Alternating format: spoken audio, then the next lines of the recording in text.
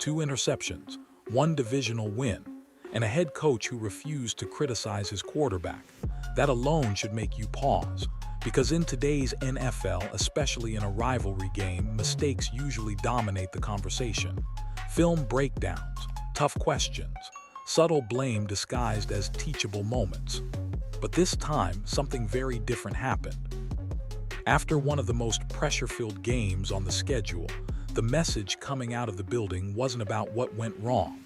It was about belief, and that's not something this franchise hands out easily. The Cleveland Browns just went toe-to-toe with their biggest rival, and the spotlight immediately shifted to one thing: how the head coach chose to frame the performance of his young quarterback. Not the stat line, not the interceptions, not the missed opportunities that usually dominate post-game narratives. Instead, the focus landed on something far more revealing: resilience, control, and winning when things aren't perfect. That choice wasn't accidental. Coaches don't speak the way they do by coincidence, especially after divisional games. Every word is weighed, every omission matters, and what wasn't said may be more important than what was. Because when a head coach publicly downplays mistakes and highlights composure, it often signals trust, real trust, not coach speak. This is where the story gets interesting. The win itself was important, sure. Beating a rival always is. But the way this performance was framed afterward hinted at something bigger forming behind the scenes. A shift in how this quarterback is being viewed, a shift in expectations, and maybe even a shift in long-term thinking. Fans are already split. Some can't get past the interceptions. Others see growth, toughness, and poise under fire. Both sides have arguments, but the coach's reaction cut through all of that noise and quietly reset the conversation. Because when pressure is highest and criticism would be easy, choosing belief sends a message, not just to fans, but to the locker room, the staff, and the league. And once you realize that, the question stops being about one game. It becomes about why this moment mattered so much, and what it could mean going forward. This win felt different almost immediately, and not just because it came against a familiar rival. Games between the Cleveland Browns and the Pittsburgh Steelers are never normal. They're tense, physical, and unforgiving. Every mistake is magnified. Every young quarterback is tested. And historically, this matchup has been where confidence goes to die, especially for inexperienced players. That's why this one carried extra weight. This wasn't a clean, highlight reel performance. It wasn't domination from start to finish. It was messy, physical, emotional, and that's exactly what made it meaningful. Division games don't reward perfection, they reward resilience. And for a young quarterback like Shedeur, winning a game like this sends a different kind of message than padding stats against a non-conference opponent. From the opening drives, the pressure was obvious. The defense brought heat. The margin for error was thin. Every possession felt like it could swing the game. In that environment, rookies usually play tight. They rush reads. They try to do too much, or they unravel after one bad moment. That's what made this performance stand out. Even when things didn't go perfectly, the game never felt out of control. That's the part fans often miss. Divisional wins are as much mental tests as physical ones. They're about handling adversity without spiraling, about responding to setbacks instead of shrinking from them. And this game demanded that kind of response over and over again. There's also the symbolic layer. This wasn't just another win in the standings. It was a psychological hurdle. Beating Pittsburgh carries weight inside that building. Players know it. Coaches know it. The locker room feels it differently.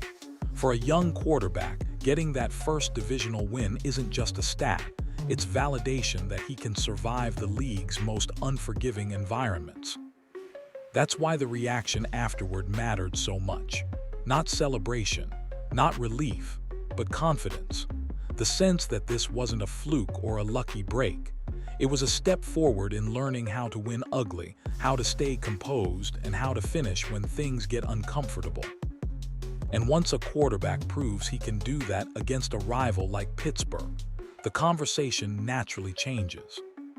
Because the question stops being, can he handle the moment? It becomes, how far can he take this once he does? This was supposed to be the focal point of the post-game conversation. 2 interceptions in a rivalry game usually dominate everything else. They're the clips replayed on television, the questions reporters circle back to, the moments coaches typically dissect in public to show accountability. Especially when the quarterback is young, mistakes like that are almost always front and center. That's exactly why what happened next stood out. Instead of zeroing in on the turnovers, Kevin Stefanski chose a different path. He acknowledged them briefly, but he didn't linger. He didn't frame the performance as reckless or careless.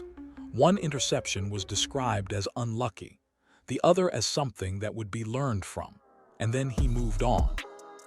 In today's NFL, that's not normal. Coaches often use press conferences to subtly send messages, sometimes to the player, sometimes to the locker room, sometimes to the front office. When interceptions happen, especially in big games, they're usually used as teaching moments in public, not to embarrass but to reinforce standards. Stefanski didn't do that here, and that choice carries meaning. What's important is context. These weren't interceptions born out of panic or poor decision-making spirals. One came off contact. The other came against a strong defensive look. That doesn't excuse them, but it explains why the reaction was measured instead of alarmed. Coaches know the difference between a bad habit and a bad break. More importantly, Stefanski focused on response. He emphasized that the quarterback kept battling, that he didn't unravel, that the mistakes didn't snowball into chaos. In a game like this, against the Pittsburgh Steelers with pressure mounting every snap, that's often the real test. Not whether mistakes happen, but what follows them. This is where many young quarterbacks fail. 1 turnover becomes 2. 2 become hesitation. Hesitation becomes collapse. That didn't happen here, and the head coach made sure to highlight that fact without turning it into a lecture. By downplaying the interceptions publicly, Stefanski sent a subtle but powerful signal. He wasn't lowering the standard. He was showing confidence that the standard is already understood. Coaches don't protect players they don't believe in. They critique them openly. Protection is reserved for quarterbacks they view as capable of handling growth internally. That's why this moment matters. The absence of criticism wasn't avoidance. It was trust. Trust that mistakes are part of development. Trust that correction will happen behind closed doors. And trust that the bigger picture, the ability to stay composed and finish a divisional game, outweighs the box score. And once you recognize that, the interceptions stop looking like red flags. They start looking like growing pains the organization is willing to live with. The most revealing part of this moment wasn't the stat line or even the final score. It was the language. Coaches reveal their true feelings not through what they emphasize, but through what they choose to normalize.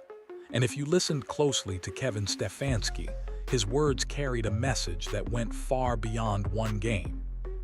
There was no frustration in his tone, no urgency to correct the narrative, no need to publicly reassert control. Instead, his comments felt steady, almost calm, like someone speaking from a position of confidence rather than concern. That matters. Coaches under pressure tend to over-explain. They justify. They soften expectations. Stefanski did none of that. When he talked about the interceptions, he didn't frame them as failures. He framed them as part of the game. One was described as unlucky, the other as a learning moment. Then he immediately pivoted to something else: composure, battling, winning.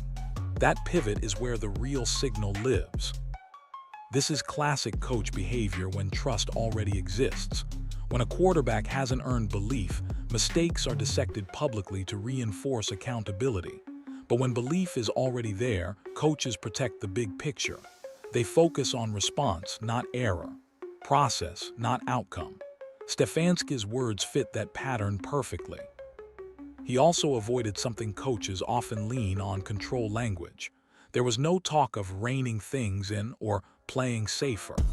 No suggestion that the quarterback needs to be managed differently. Instead, the tone implied confidence in decision-making, even when results aren't perfect. That's a subtle but critical distinction. Another detail that stood out was how naturally Stefanski spoke about adversity. He didn't treat the mistakes as momentum killers. He treated them as moments within the flow of a tough game. Against a defense like the Steelers, that framing matters. It tells the locker room that the quarterback is expected to keep playing aggressively, not shrink after errors. For the Cleveland Browns, this kind of messaging reshapes perception internally. Teammates hear it, assistants hear it, even opponents hear it. When the head coach speaks with calm assurance about his quarterback, it reinforces authority. It tells everyone who the offense runs through and who is trusted to lead when things get uncomfortable. And then there's what Stefanski didn't say. No reminders about protecting the football at all costs. No warnings about future consequences. Silence, in this case, was louder than criticism. It suggested those conversations don't need to happen in front of cameras. That's why this wasn't just post-game praise. It was positioning. Because when a head coach speaks like this after a gritty divisional win, he's not just talking about Sunday. He's shaping how his quarterback is viewed moving forward. And once that perception changes, everything else starts to follow. Public praise from a head coach is never just about the media. It's a message aimed inward first. And inside the Cleveland Browns, this kind of praise carries far more weight than fans might realize. When a coach chooses to defend, frame, and contextualize a quarterback's performance the way this was done, it sends a clear signal throughout the entire organization. Internally, players understand hierarchy better than anyone. They know who's being protected, who's being evaluated, and who's being trusted. When a head coach stands at the podium after a tough, physical divisional game and refuses to pile on mistakes, that's not softness. That's authority. It tells the locker room exactly where the quarterback stands. This type of messaging stabilizes everything around the offense. Linemen hear it and know who they're blocking for long-term. Receivers hear it and know whose timing they're committing to. Coaches hear it and know who the game plans will continue to flow through. It removes ambiguity, and ambiguity is poison in an NFL locker room.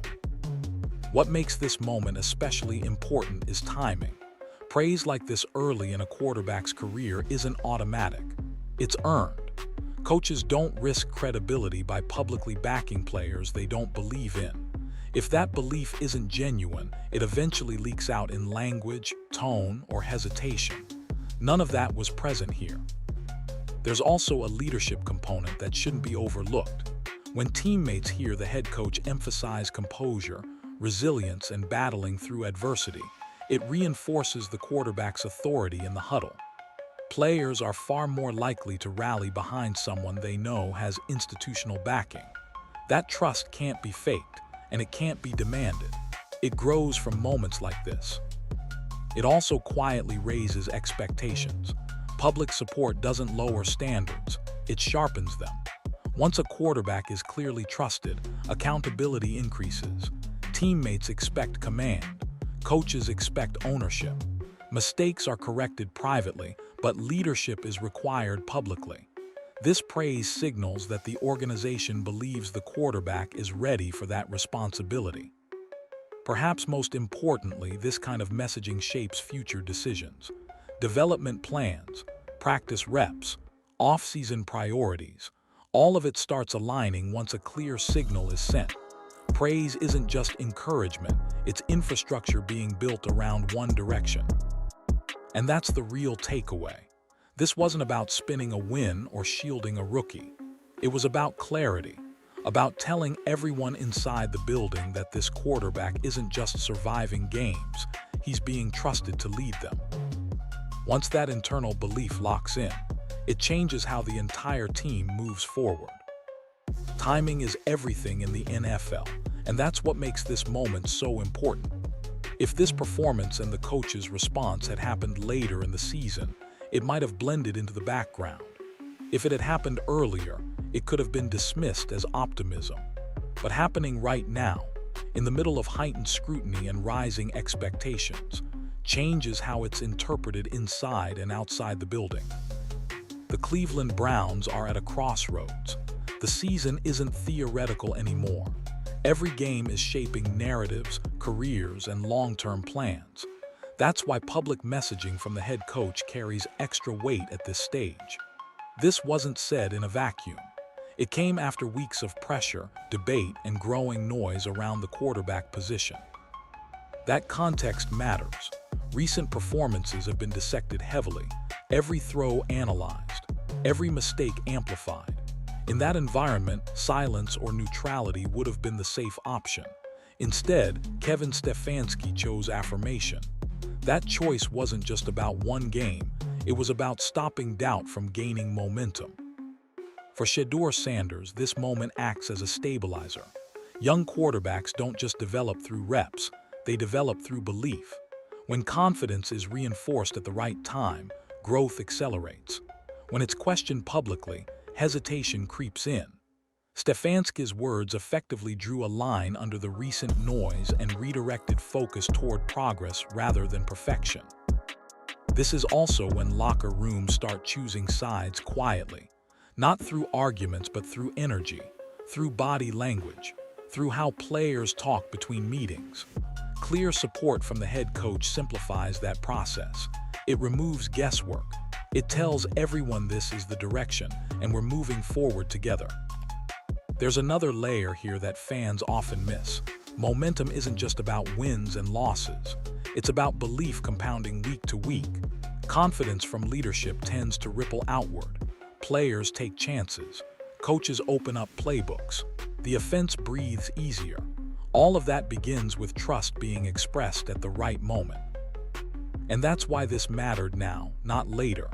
This was a chance to either slow momentum with caution or fuel it with conviction. The Browns chose conviction. That doesn't guarantee outcomes, but it does clarify intent. In a league where uncertainty eats teams alive, clarity is powerful. This moment didn't rewrite the season, but it may have stabilized it. And when stability shows up at the right time, it often changes what's possible next. The reaction online was immediate and divided. Within minutes of the final whistle, timelines filled with opposing takes that couldn't have sounded more different. One side locked onto the mistakes, 2 interceptions, missed chances, the belief that rivalry games demand flawlessness, especially from a young quarterback. For them, the concerns didn't disappear just because the scoreboard leaned the right way. The other side saw something else entirely. They pointed to poise, to resilience, to winning a gritty divisional game without everything going perfectly. And they leaned heavily on one detail that shifted the tone of the conversation: the head coach's response. When leadership speaks calmly after chaos, supporters tend to follow.